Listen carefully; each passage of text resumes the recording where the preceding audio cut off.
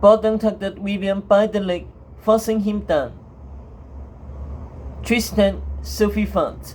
The name kept coming up when William was around, and yet the only Tristan she had known was a boy who had gone to the school for good, a red-headed, freckled Ralph who had been brutally killed in a tree by Alec.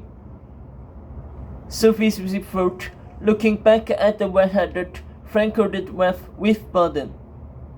Of course, William was Tristan's brother.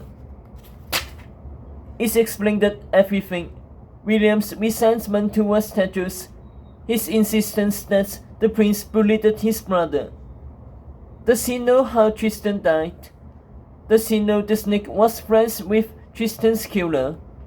That he's trying to bring that killer back to life?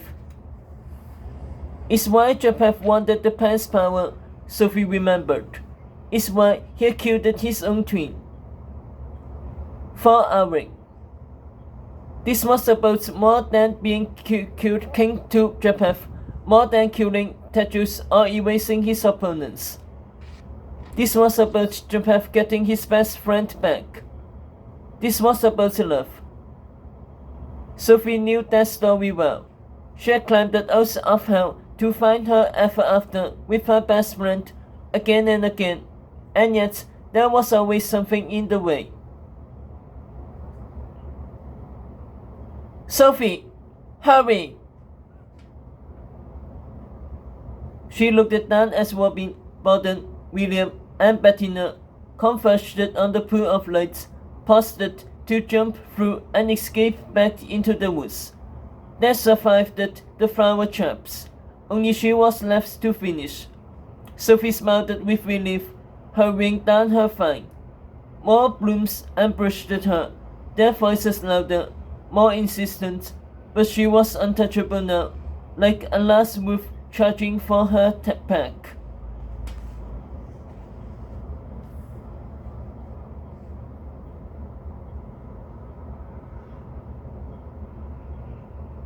I know the way out of being a dean, a way to feel more fulfilled.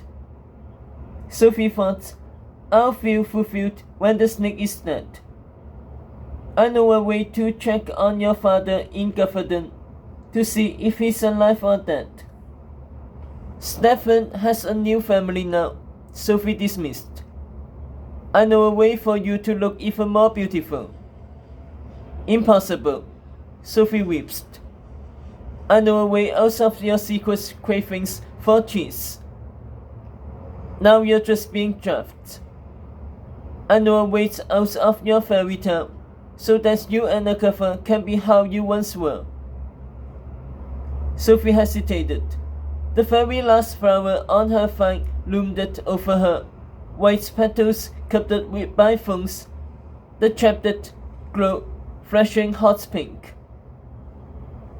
Two best friends, before Tedros, before Princess, when you only lived for each other. Sophie told herself to keep moving, to shut out the voice. Her body didn't listen. I can restore you like you used to be. Agatha and Sophie. Sophie and Agatha. Her heart was out chasing her breaths now, something inside her taking over. Back to two girls. Back to the beginning. Sophie! A boy's voice caught below. The true way out. Open me, Sophie. Sophie dripped with sweat, her fingers curling into a fist. Open me for Agatha. Sophie! No! Another voice cried. She ripped open the petals, pricking her finger on a thorn like the tip of a spindle.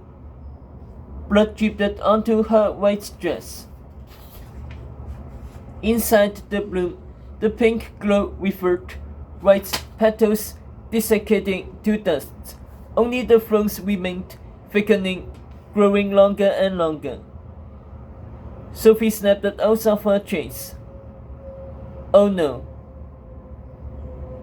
She glimpsed at movements below and spotted Robin and Bettina washing up their fangs towards her, as if something was about to happen, something terrible she couldn't understand.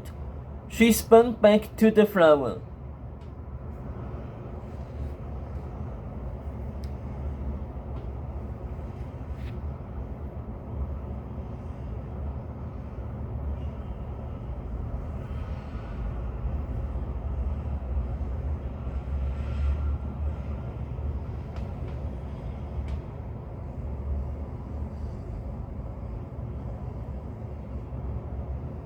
The flung snatched her like fingers before green moss lassoed on top of her, binding her in. Harder and thicker these binds grew, morphing into wood, into bark, from which a new tree began to grow. Sophie couldn't breathe. A few more seconds, and she'd be fossilized into this new tree.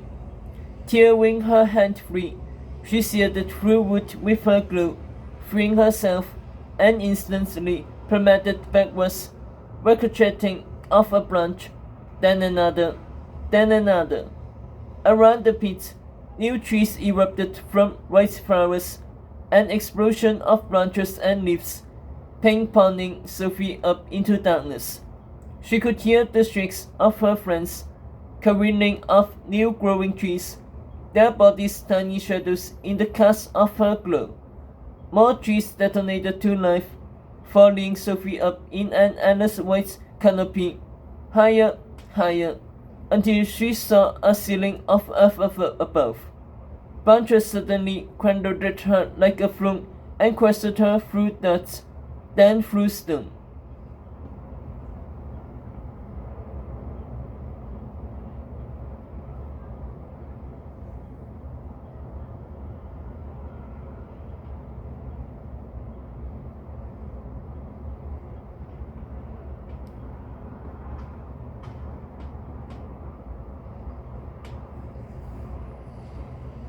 The wizard tree smashed into the lobby of the bank, multiplying out of the marble, bludgeoning the stunted phoenixes aside, and throttling straight for the ceiling.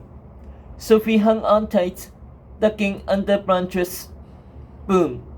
The force of the tree shattered the walls, infinite limbs, bludgeoning freely into the night. Scraps of ever and never flags that once flew over the bank now caught limply on twigs. Taller and taller, the wizard tree grew, new trees flowering off every branch, with Sophie thrust into the night atop the uppermost bough like a crowning star. She was so far above ground she couldn't see where the tree began.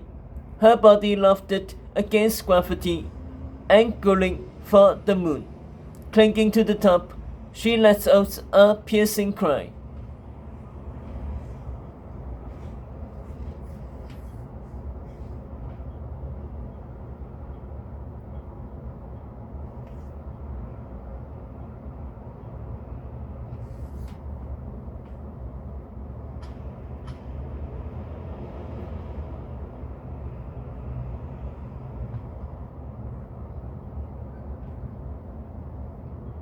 The tree stopped growing. Clouds swept in, drenching the land in darkness.